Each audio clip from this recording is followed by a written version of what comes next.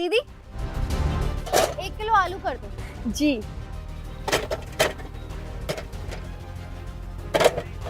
अरे अरे मैडम रुक जाइए, ये आप क्या कर रहे हो? ये तो 1 किलो से ज्यादा आलू है। अरे दीदी कैसी बात कर रहे हो, आपका तराजू तो नीचे हुआ ही नहीं, देखो। मैडम मैं रोज सब्जी तोलती हूँ, ये 1 किलो से ज्यादा आलू है। अरे दीदी मुझे दिखाई देता है, आपने 1 किलो का पट्टा रखा है ना। अभी बताओ ये 1 किलो हुआ है क्या?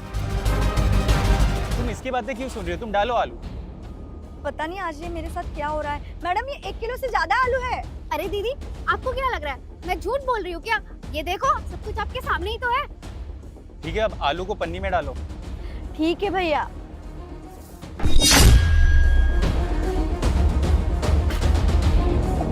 तभी कहती है, अरे साहब मैं आलू के फेर से जोख रहा हूँ। फिर लड़का नहीं मानती है। उससे पहले आप वीडियो को देखने से पहले वीडियो को लाइक एंड सब्सक्राइब जरूर से कर देना।